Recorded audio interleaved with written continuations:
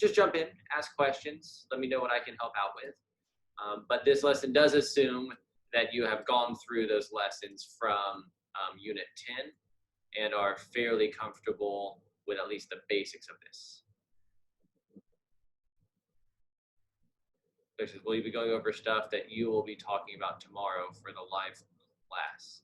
I guess I'm slightly confused on that question. Are you meaning like, so there is no live class tomorrow. Tuesdays and Thursdays, I just release a video lesson on my blog. Today, what we're doing in this class is what will be in that video. Literally, this video that I'm making right now will be the lesson for tomorrow for people who couldn't make it today. Did that answer the question? Maybe I didn't answer the question. Sorry, Claire. Oh, okay, yes. Sorry, I don't think you were here last week for that stuff. Yeah, so this is the video lesson for tomorrow. All right, let's go ahead and jump into it then. Today we're going to be talking about two things. We're going to be talking about the ratio test for convergence and then Taylor series. All right. So the ratio test is one of the tests that is on the exam this year. The ratio test says if we're given some infinite series, you can take a look at this one here. It's a series of non-zero terms. It's kind of a dust statement. If you have just like zero terms, the sum of a bunch of zeros is zero, but we state that to be safe. And if we find that the limit as n approaches infinity of a sub n plus 1 over a sub n is some number, a number, if that number, L, is less than 1, then the series converges absolutely. If L is 1, the ratio test provides no conclusive information.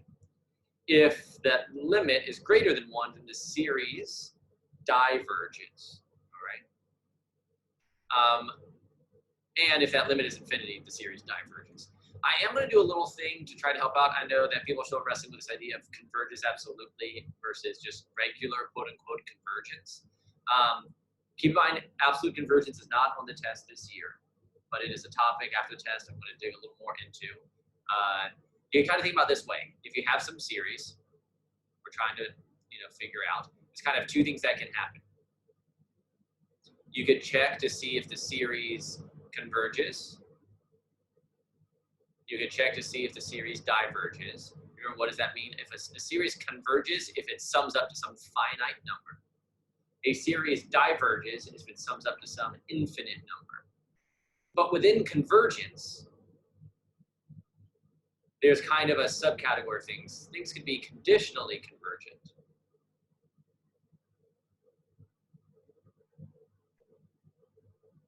Or they can be what we call absolutely convergent.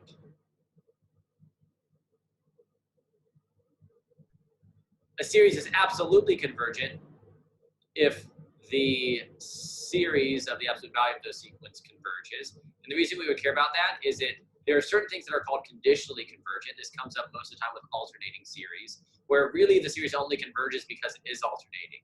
We actually would like to know, and what we test with absolute convergence is, would the series converge even if it were not alternating? So it's kind of like a stronger version of convergence. But this is kind of the flow chart that you should sort of think through in your minds. Keep in mind, conditional absolute convergence is not something we need to work out for this test, but that might be helpful for what questions from yesterday. As usual, jump on if you do have questions or whatever you need. All right, let's jump into just some practice, some examples with this idea of the ratio test. We call it the ratio test because we're making a ratio, a sub n over a sub n plus 1 over a. Here's how we set up the ratio test. If we want to figure out if a series converges or diverges using the ratio test, all we need to do is this. We say, all right, we're going to take the limit as n approaches infinity of the absolute value of a sub n plus 1 over a sub n. We need to figure that out. What is that limit going to be? So what do?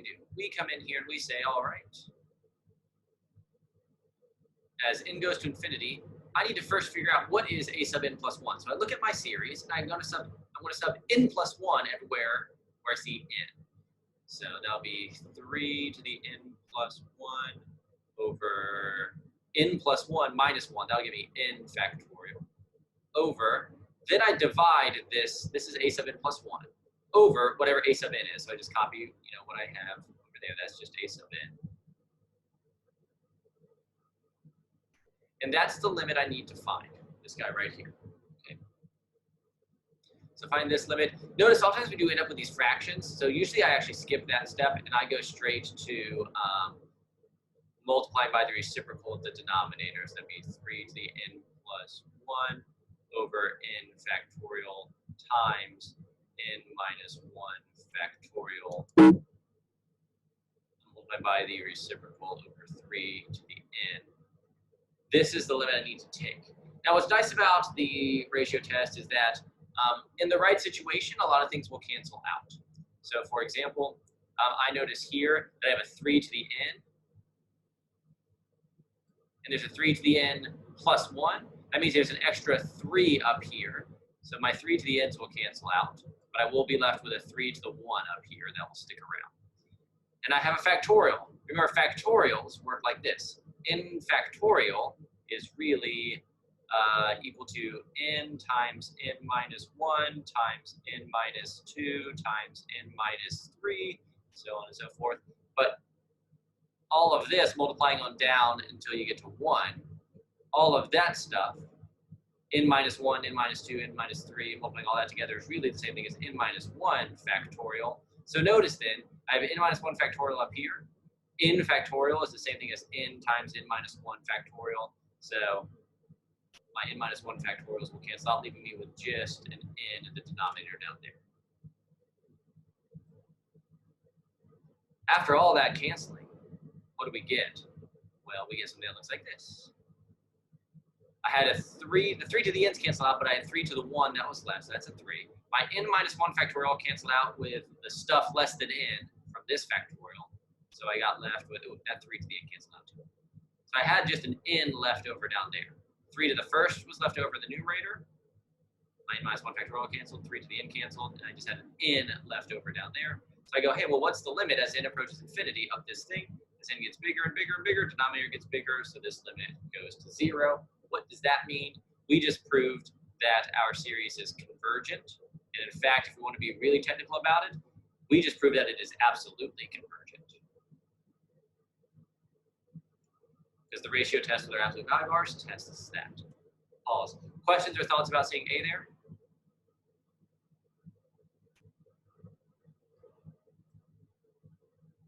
Yes. What's up, Madison?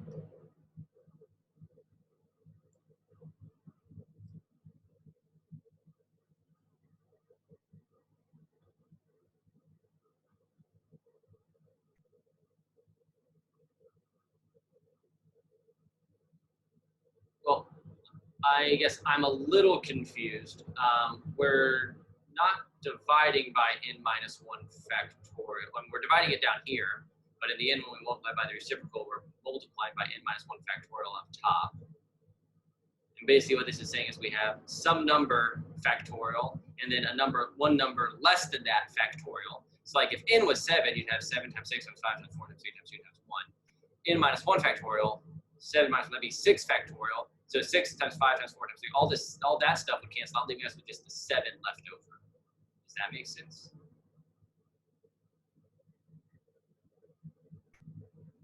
If not, I can write stuff out. So as a real world example, this situation I put actual numbers in it. If I'm dealing with what happens when you simplify n minus 1 factorial over n factorial. If n is 7, you would have 7 factorial. Things are getting real slow on my computer. You have 7 factorial. N minus 1 would be 6 factorial. 7 factorial is 7 times 6 times 5 times 4 times 3 times 2 times 1. 6 factorial is 6 times 5 times 4 times 3 times 2 times 1. So the 6 factorial will cancel out with everything down here, everything that's part of the 7 factorial, except for the 7. So you'd be left with just 1 over 7.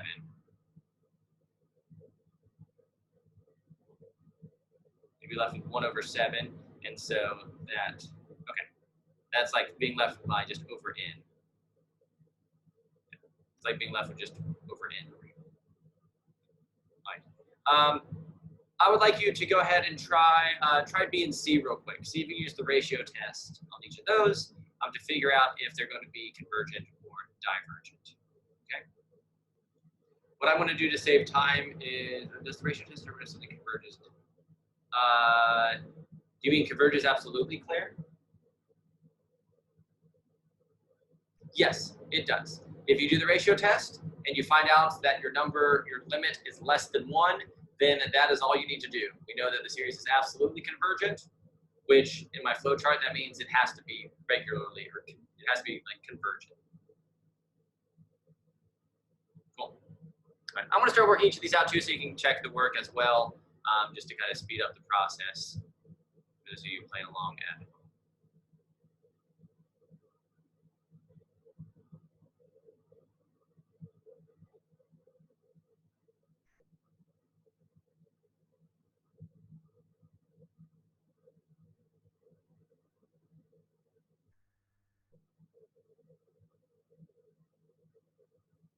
Computer is being a little choppy, so you'll have to forgive any like weird symbols that come out.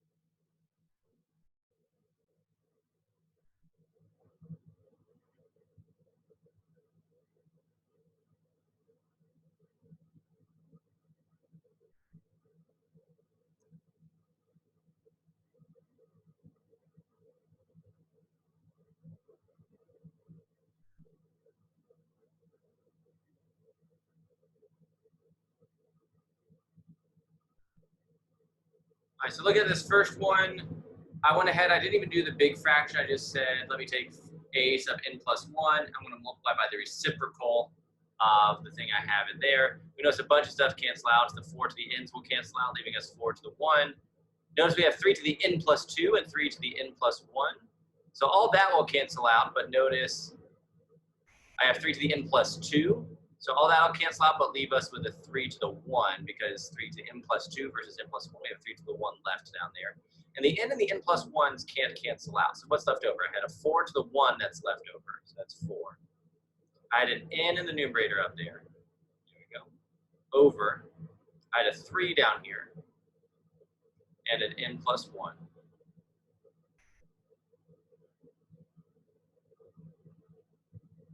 So I need the limit of this. If it helps, you can think about like distributing this 3 in there. We go, well, what happens as n goes to infinity?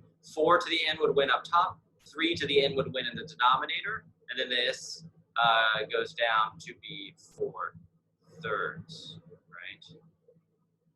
So this number is bigger than 1, so we know that our original series diverges.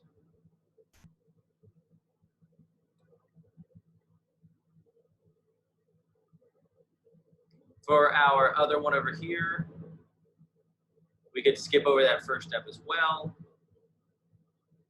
That looks like a 4. Choppy computers getting rough on me. Usually keeps up with all the processing stuff. All right, so this would be the absolute value. I got to do a sub n plus 1, so I'd have 4 to the n plus 1.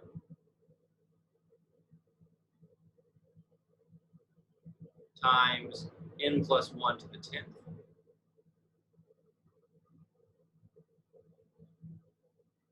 Over n plus 1 factorial.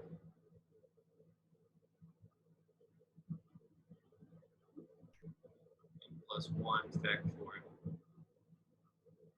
Times the reciprocal of this, n factorial over 4 to the n to the 10th. We ask ourselves, well, what's all the stuff that would cancel from this? This gets a little funky. We have 4 to the n's; those will cancel. But we have a 1 that's left over. Our 4 to the nth would cancel, but we'd have 4 to the 1 up there. N plus 1 factorial, that's one bigger than whatever this n factorial is in terms of multiplication steps. So n plus 1 factorial, I'd get rid of all the factorial stuff and be just left with n plus 1. And then this simplifies down to the limit as n approaches infinity of the absolute value. If I had a 4 to the 1 left over, always go back and check, make sure you've included everything. We have 4 to the 1 left over, so that's just 4 times the quantity n plus 10, sorry, n plus 1 to the 10. What do we have left over down here? We had an n plus 1. That was left over from the factorial times n to the 10th. And we can ask ourselves our limit question now. Well, here, whatever I multiplied out, I'd have 4n to the 10th. Here I'd have n times n to, that'd be n to the 11th. There's more n powers in the denominator. The degree of the denominator is bigger, so this is going to go to 0. And so our series converges absolutely. Questions, seeing each of those, questions or thoughts in your mind?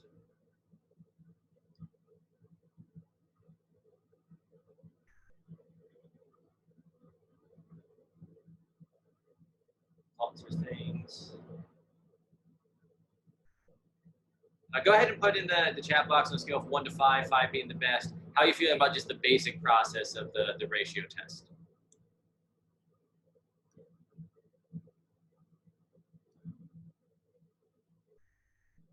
Thank you. Yeah, this helps me know a lot of our time, 3.75. I guess I did not, again, specify integer values. Okay. All right. Thank you all. So one extra challenge. Wait. Yes. Let me give one of those concrete examples then, Clay, like I did earlier with Madison's thing. So in that last case, basically what we were doing was n factorial divided by n plus 1 factorial, right? That's really what we were looking at. So let me put this in terms of numbers. Let's say n is 7 again. If n was 7, we'd have 7 factorial over n plus 1 factorial, that'd be 8 factorial. So 7 factorial, 7 times 6 times 5 times 4 times 3 times 2, whatever. 8 factorial is 8 times 7 times 6 times 5 times 4 times 3 times 2 times 1. So 8 factorial includes all of the 7 factorial stuff. It is just one more. The only thing that gets left over is 8. So we'd end up with 1/8, which is why 1/8, which is why n factorial over n plus 1, you just end up with the n plus 1 left on the bottom. Yeah, keep the side as with a bigger number. You can also specify, like, if we had like n factorial times, or sorry, divided by n plus 2 factorial, then you just have to in your head say, okay, well, n plus 2 factorial beats n factorial by 2 things. There's an n plus 1 that beats n. Oh, man. There's an n plus 1 that beats n. And there's an n plus 2 that would beat n. Those would be the 2 things left over in the denominator. But everything else would cancel out. Does that help?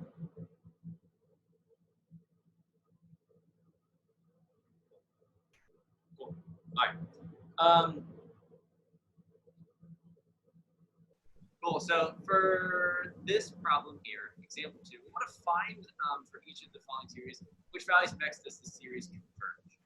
You kind of have a little bit of framing, and the ratio test is what we're working on, so we can use that to maybe get started on this.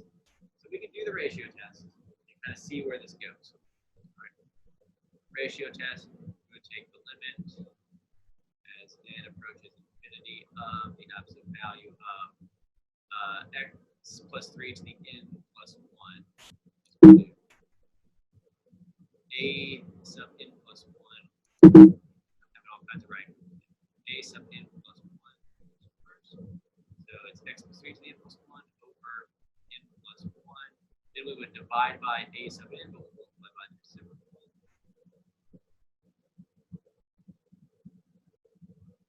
This is basically no different than what we did above, but we have an x in there. And if you were at the intervention yesterday, then you saw some similar stuff. X plus 3 to the n, x plus 3 to the n, but we do have a plus 1, so we'll keep 1x plus 3 in there. Our n and n plus 1 cancel out. So we get the limit as n approaches infinity of the absolute value of just x plus 3 to the 1 that was left. So that would be x plus 3 times the quantity n over x plus 3 to the n cancel out. That one, we had n plus 1 left. Now it's a little weird here. X is some constant, x is something, so it's not affected by the limit. N over n plus 1 is n divided by n. Those are going to grow biggest at the top and bottom. N over n, limit as n goes to infinity, give us 1. So we get the limit as x approaches infinity of the absolute value of x plus 3. And we know for our ratio test, right, for our ratio test, that this, actually, I didn't put a limit. I didn't mean to put that limit. We just get the absolute value of x plus 3 left over because the limit as n goes to infinity 1 to 1, so all the n's are gone. Here we go. And we know for the series to converge by the ratio test, we need this absolute value thing to be less than 1, right?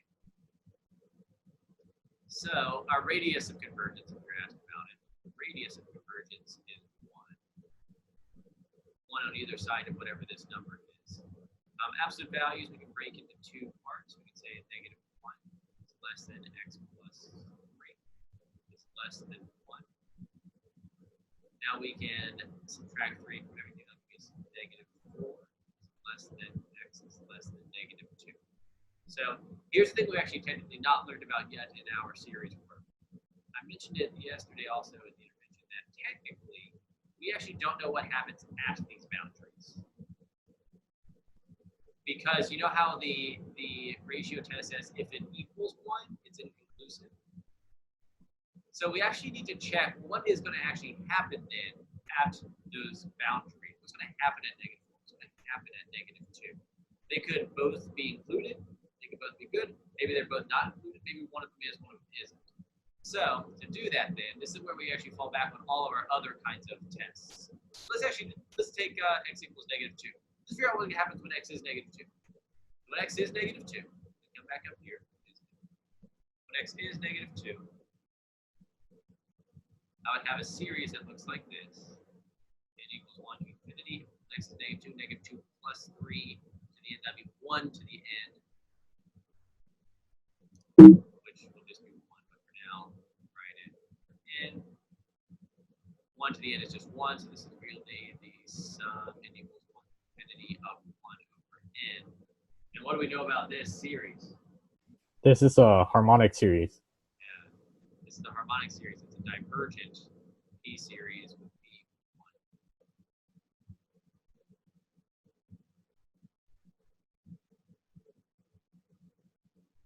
So what did we just find out? We found out that negative 2 doesn't work. So we can check the other one. Well, what about when x is negative 4? So we come up here, we do that. We come up here when x is negative 4, that's negative 1. So I have the sum 1 to infinity of negative 1 to the n over n. You might be good at recognizing this is the alternating harmonic series. So it converges. If for some reason you forget that, you can always prove it by the alternating series test, right? We could say that a sub n equals 1 over n, and that's always positive, or n is greater than or equal to 1. We also know that the limit as n approaches infinity of 1 over n goes to 0, and a sub n plus 1 is less than or equal to a sub n, because 1 over, if a sub n is 1 over n, then n plus 1 is 1 over n plus 1. It's going to be less than the fraction 1 over n. So it actually passes all of our alternating series things, and therefore converges by the alternating series test. So what did we just find out? We found out actually when x is negative 4, we need to include it. So if we think about the interval of convergence for this specific series then, it's centered at -3. It goes up to -2, but does not include -2. It goes down to -4 and does include -4.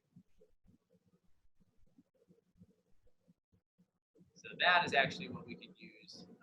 That would be really useful, that kind of process of thinking. Think about that interval of convergence and what is included and not included endpoint-wise would be really useful down in the homework. It's scrolling down in the homework down here. I have to think through something kind of simple.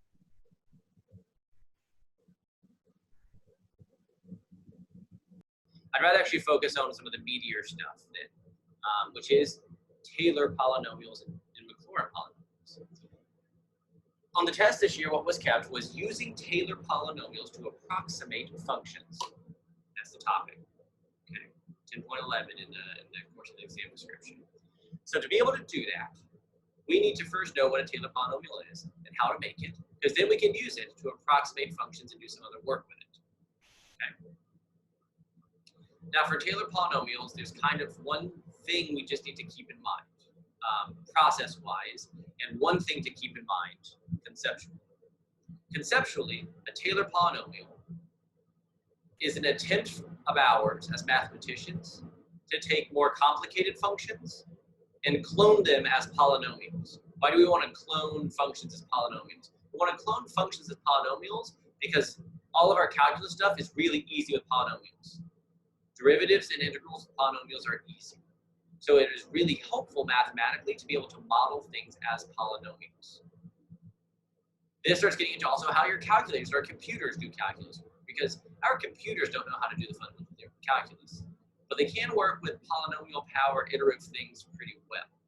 So conceptually, our job is to approximate, like, let's turn a complicated function into a polynomial. That's our goal.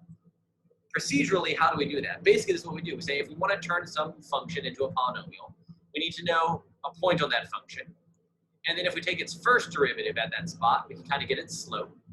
And then if we get the second derivative at that spot, we can kind of get its concavity. If we just keep doing that and adding on substantive derivatives, of that, following this formula, we get a curve that kind of hugs a more complex curve pretty well within some range of values.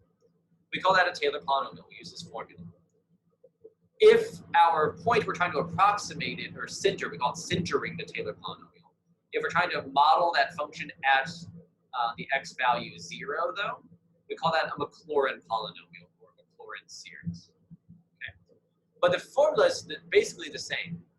We need to know f of c, the function at that place we're centering it, the derivative at c times x minus c. Then the second derivative at c times x minus c squared over 2 factorial. Then the third derivative times x minus c cubed over 3 factorial, plus the fourth derivative times x minus c to the 4th power over 4 factorial. We just keep doing that. If you don't like the fact that these two terms don't have factorials underneath them, just slap factorials underneath them. We basically just follow this pattern the whole time. The nth derivative of c times x minus c to the n over n factorial. Let's see what that means. Let's actually do that. Let's write the second degree Taylor polynomial centered at x equals 0. It's a Maclaurin polynomial for e to the x. Now, those of you who've been through this process with me, you know that this is one you're supposed to have memorized anyways. Okay? This is a Taylor polynomial you should have memorized, and I encourage you, if you're kind of new to this process, you won't need to memorize this for this year because you can have a cheat sheet, but having certain ones memorized definitely speeds up your math later on. All right, but let's pretend we don't have it memorized. What's our process? This is what we do. We want the second degree Taylor polynomial, so we want to end in something squared. That means we'll need the second derivative. We'll need 2 factorial. Here's the process I like to go through. I write down my formula.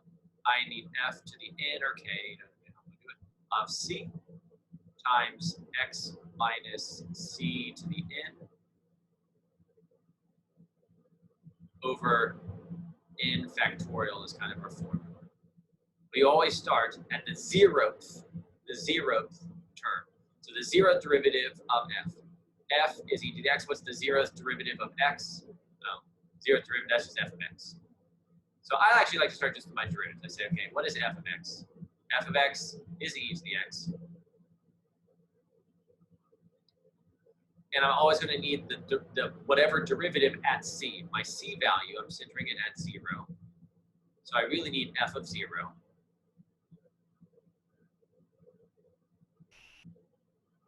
E to the 0 is 1. Here we go. Then I need to go to my first derivative. What's the first derivative of e to the x? It's e to the x. So first derivative of e to the x is e to the x. I would need f of 1. What is f of 1? That'd be e to the first power, so it's just e. No, why did I do first power? That's weird. Sorry, 0th power, because that's what we're centering it at. Sorry, everyone. Like, that doesn't seem right.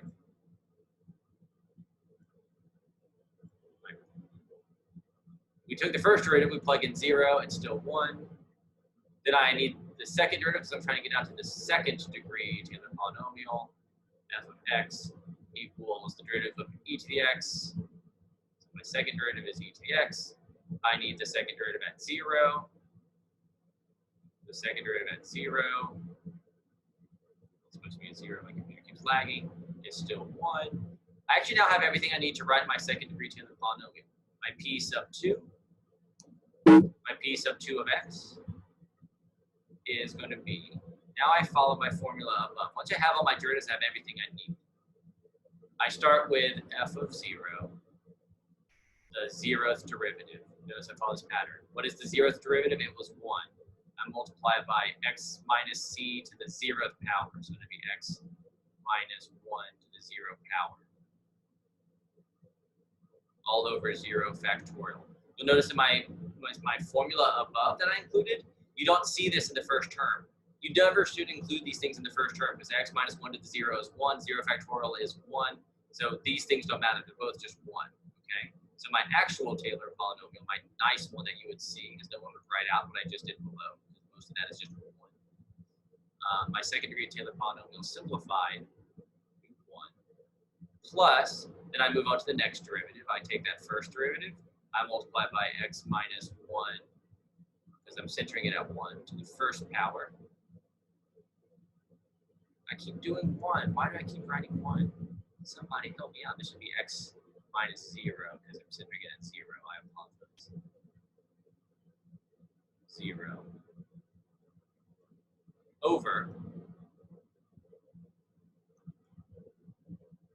Now notice that my n term, this is my 0th term. This was n equals 0. Now my first term. I made a mistake, Claire. My c value is 0, so it should be x minus 0 for all of these. Sorry about that. So I did the 0th derivative, which was 1, times x minus 0 to the 0th power over 0 factorial, which all that simplified to 1. And then my second term, my first derivative term, I found the first term was 1, x minus 0 to the first power over 1 factorial. 1 factorial is 1, x minus 0 to the 1 is just x. So this becomes plus x, plus my second derivative was 1, and then I have x minus 0 squared, because I'm on the second derivative stuff, all over 2 factorial. This doesn't simplify down as nicely. The numerator becomes x squared. The factorial stuff will stay. There's nothing really we can do with the factorial, so we just call it there. This becomes my second degree Taylor polynomial. This was a relatively simple function to do that with, but all the steps will still be the same no matter what function you're dealing with. You take the derivative up to the level you want, plugging in your point each time. Because we're plugging in x equals 0 because we want to figure out at that point on our e to the x graph what is the value, and our x value is 0, so we're plugging in. We always plug in where we're centering it every single time. X minus 0 here is like a horizontal shift that lets us conceptually like shift things back and forth. This is where, Claire, I'm actually going to go back on something. Have you watched all of my videos on the Taylor polynomials and done all that stuff yet?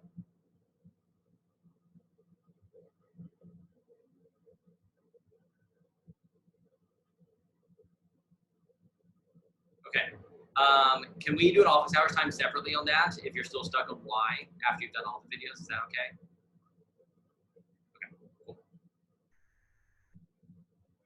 So let's do another one. Let's do a third degree Taylor polynomial centered at x equals 0.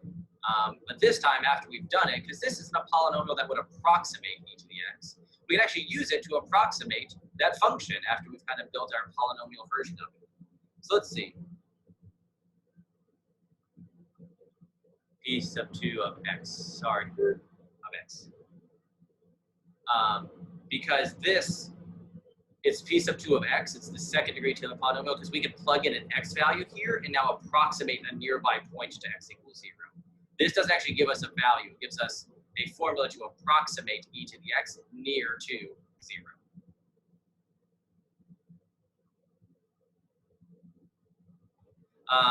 So let's do it for sine now. We have the same formula. We need to figure out for what is f of x. F of x is sine of x. We're still centering it at 0, so I'll find f of 0. Sine of 0 is 0, so there we go. Then I take its derivative. First derivative of x is cosine. So I need cosine of x. That means I need to plug in 0 into that. Cosine of 0 is 1.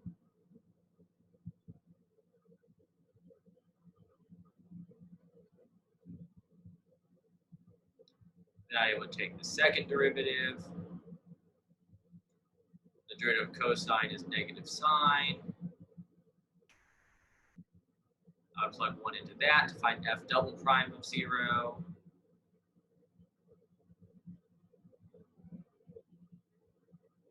F double prime of 0, I plug that in. Oh, that sine of 0 is still 0, so that negative sign doesn't matter. Then I would come over here, I'd find the third derivative because I want the third degree Taylor polynomial. Third derivative, then the derivative of negative sine would give me negative cosine of x. So I plug 0 into that. Cosine of 0 is 1, so this would give me negative 1. Third derivative there. 0 is negative 1.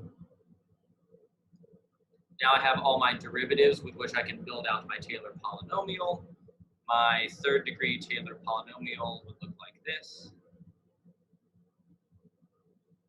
I start with f of 0, that's 0.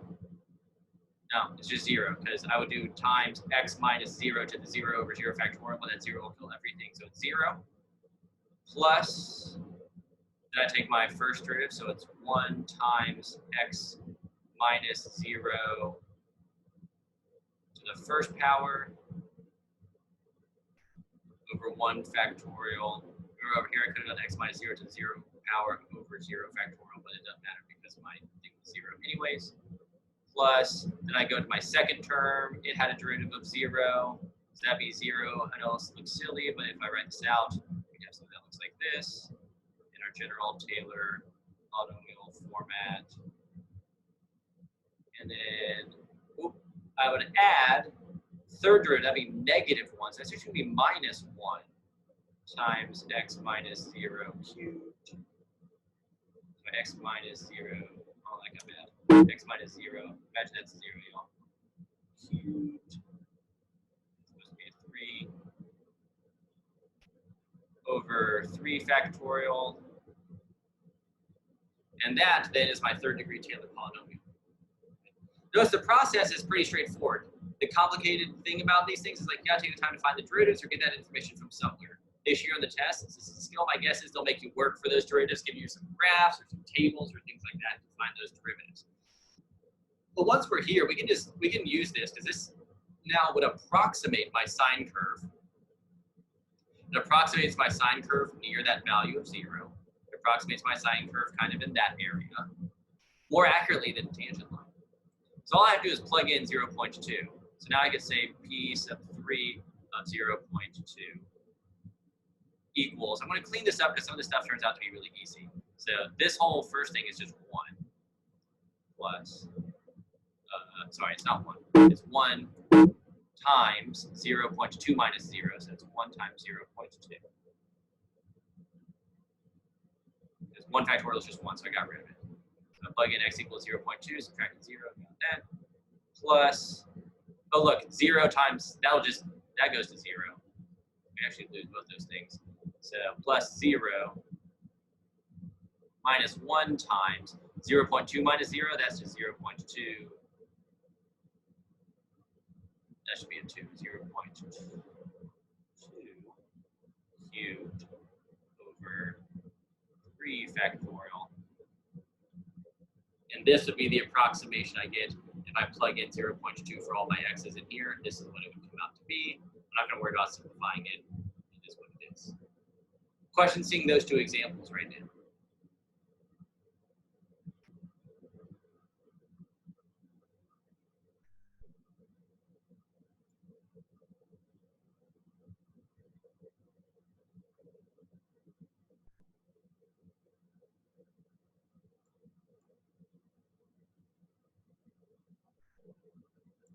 So I decided to go back and add something to what I said earlier. This may actually answer your question quickly.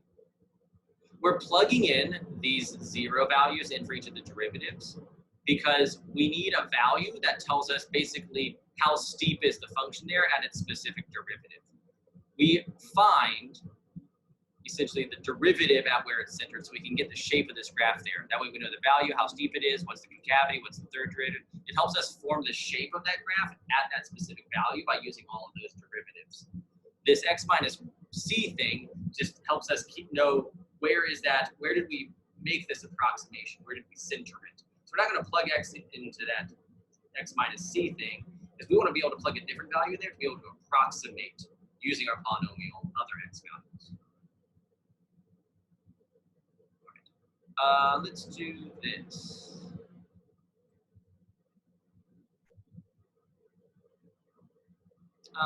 This is a good example, one of maybe the way they could ask something on the test that's like makes you think a little more. The functions f and g are differentiable for all orders of n. Find a third degree Taylor polynomial for g centered at x equals 1, where g of x is this thing here.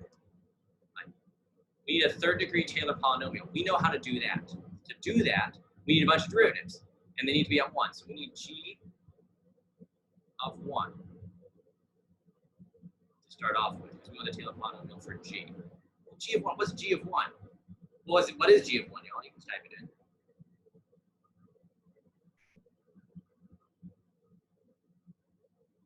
Zero, exactly, because g is the integral from 1 to x of f of t dt. So g of 1, that'd be 1 to 1, it is 0. Now it's easy. So now we need g prime of x. We go, well, what's g prime of x? G was this integral, so what is g prime of x? Type that in.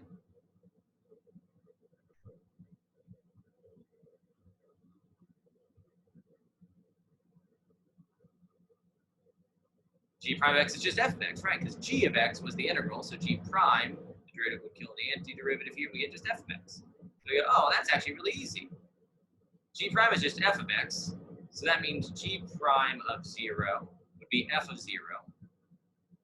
And f of 0, I have on my table. Oh, why did I say 0? I don't need 0, I want to have 1. So many numbers floating around. We're doing this Taylor polynomial of 1. So I need f of 1. What is f of 1? It's up here in the table. It is 2. You can imagine how the rest of this thing goes, right? The next derivative, g double prime of 1, is going to be f prime of 1.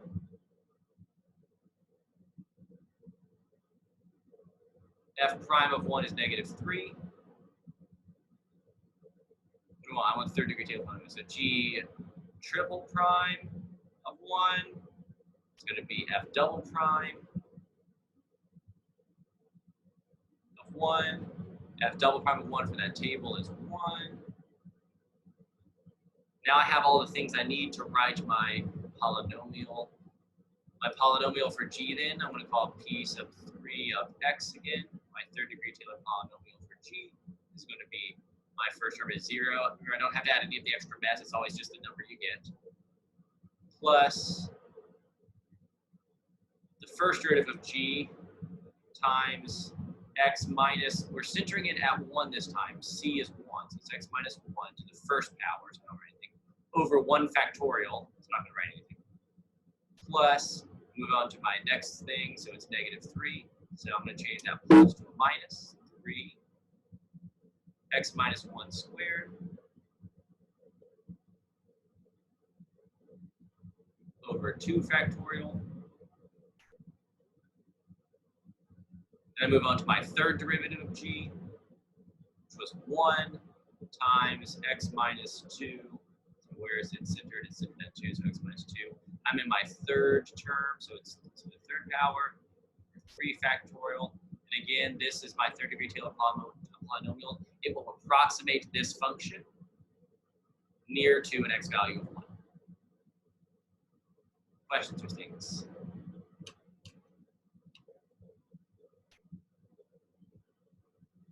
Can you, if there's not people typing, that's fine, type out any questions. Can you go ahead and rate yourself again on the basic level of these Taylor polynomials, just writing a Taylor polynomial and using it to approximate a function? Can you rate yourself 1 to 5 again?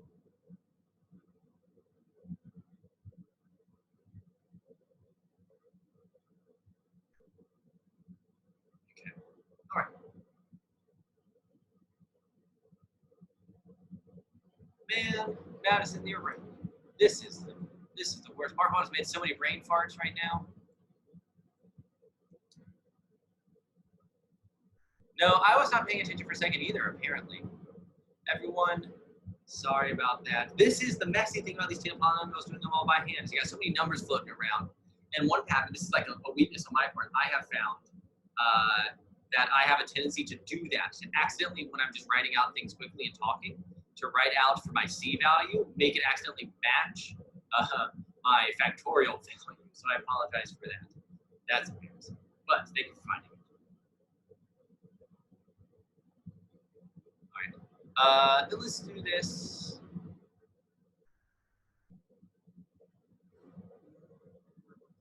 Okay, I think we got time.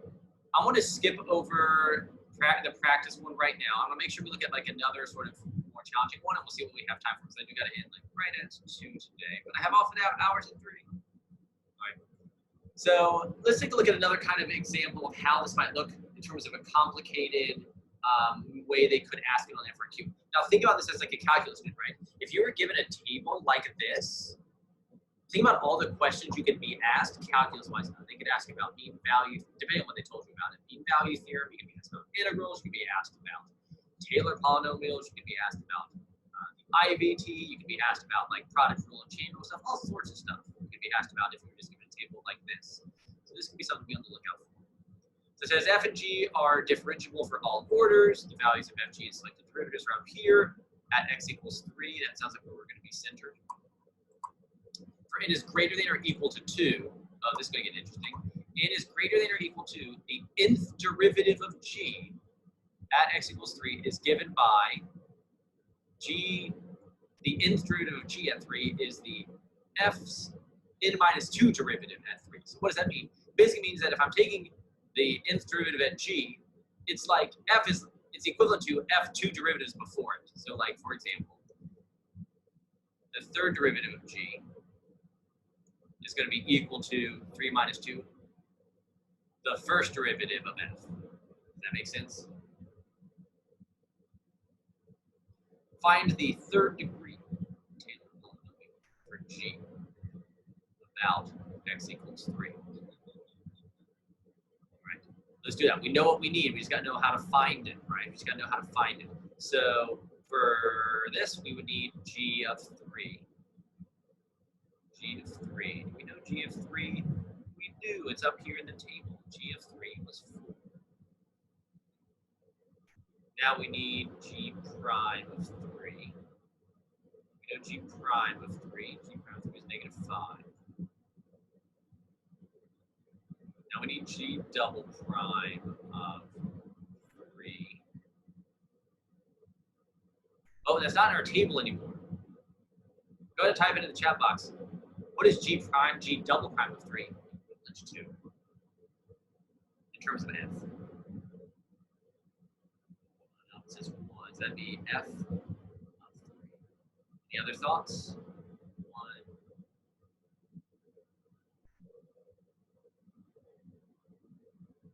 Or 2 votes for 1.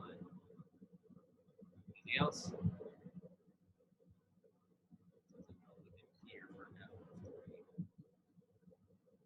Okay. That makes sense, right? Because we said when n is greater than or equal to 2, and now we're at the second derivative, then the second derivative of 3 is going to be f, the 2 minus 2, the 0th derivative of f. So that's going to be right here. So it's 1. G triple prime is going to be equivalent to f single prime. So f single prime of 3 is -2. All right, go ahead right now, write out the third degree Taylor polynomial based off of this. Remember, you don't have to clean it up. Just write out the third degree Taylor polynomial for this centered at x equals 3. I'll do the same, then you can check against me.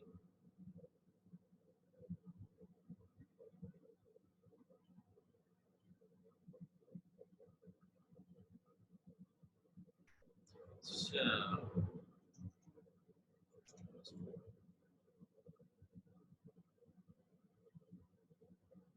don't make the same mistake, Markwalter. Keep your head in the game here.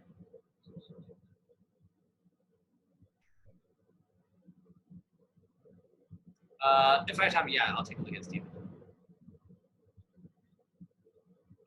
First power.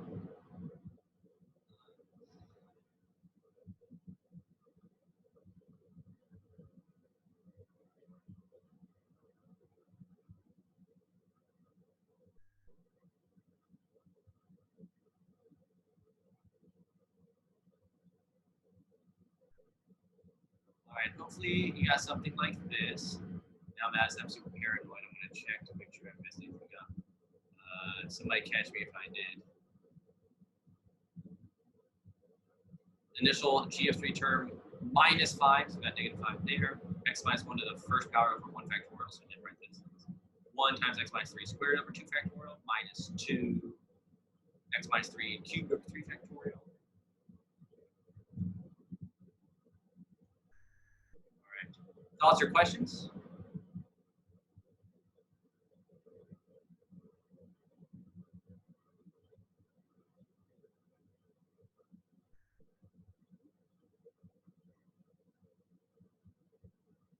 Right. Let's take a look at example 4 here to wrap up with, and I'll see if I can get to some other question in there about function f is not explicitly known. We do know f of 2 is -7. We know the first derivative, and it starts sounding like a Taylor polynomial kind of thing, maybe. Additionally, we know the nth derivative at 2 is this formula. Find the fourth degree Taylor polynomial centered at x equals 2. And then use this to approximate f of 3. Right. We want to write the Taylor polynomial for f of x centered at x equals 2. So what do we know? We know f of 2 is -7. We just told that right off the bat. We also have to know the first derivative. We always just start off by listing out what we know about the derivatives, because the other formula is just mechanical. There we go. So we go, well, what about the second derivative?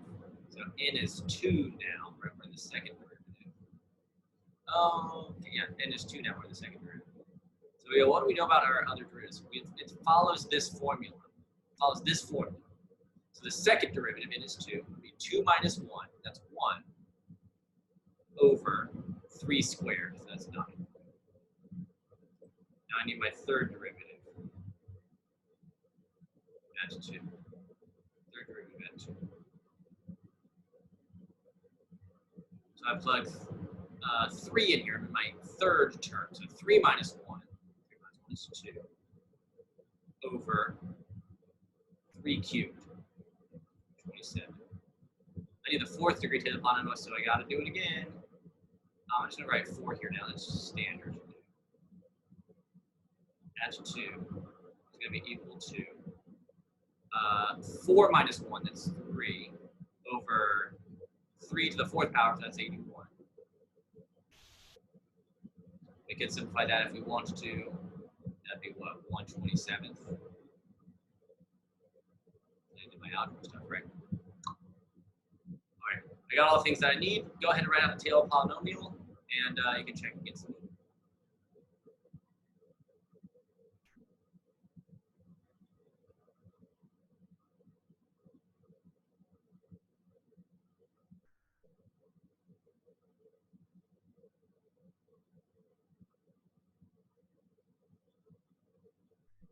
second term is just 0, so I'm actually not even going to write anything but 0 there, so you all know that the second term is 0. But it would be 0 times x minus 2, considering it at 2. 0 times x minus 2, the first power of 1 factorial, but 0 kills everything.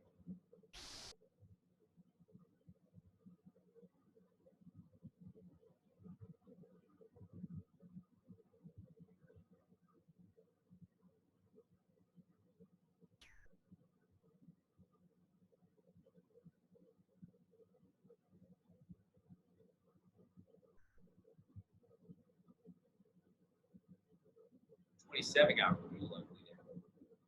Should have been right with my toes. Right way.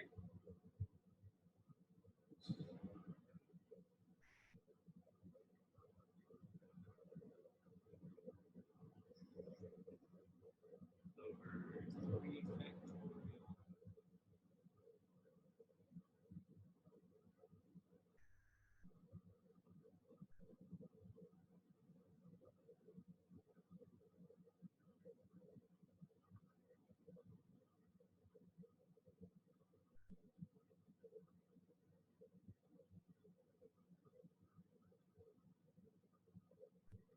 Right, so that would be my 4th degree Taylor polynomial. I just popped all my derivatives in front. X minus 2 to the proper power over that power factorial all the way through. Right. We do need to approximate f of 3. That is relatively easy to do. All you have to do is plug in. So you would say p, the 4th degree Taylor polynomial, approximated using it to approximate what happens when x is 3. You don't have to simplify anything. You just have to plug numbers in. So you can say -7 plus, if I plug in 3, all these things become 1, right? 3 minus 2 squared, that'd be 1 squared. 3 minus 2 is 1 cubed. So basically you get 1/9 over 2 factorial plus 2/27 over 3 factorial plus 1/27 over 4 factorial.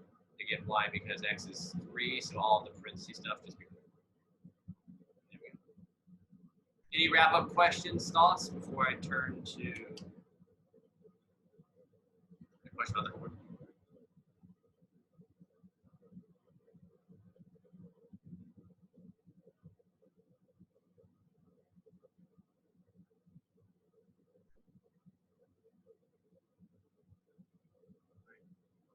So for homework tonight / Thursday night, kind of 2 things to keep in mind. One is there is homework here, but the primary thing I do want you to focus on is that practice exam I sent out this morning, all right?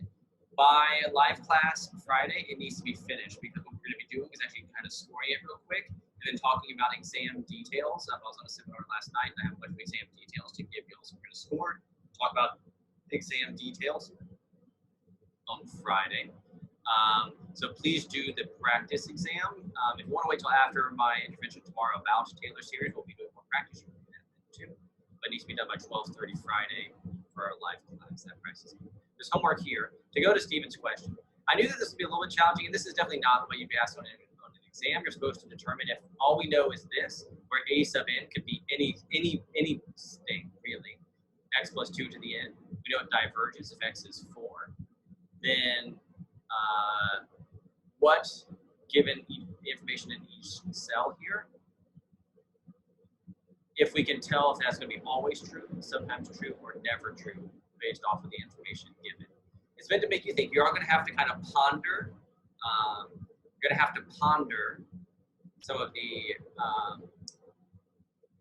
convergence tests that we've looked at. It's meant to be definitely big picture, make you think kinds of questions. Based off the information that x is 4 and this whole thing diverges, what can we tell about each of these other things? Is the series going to diverge when x is 5, converge when x is -8, diverge when x is 0? The series converges absolutely when x is -8. What can we tell? Does that help?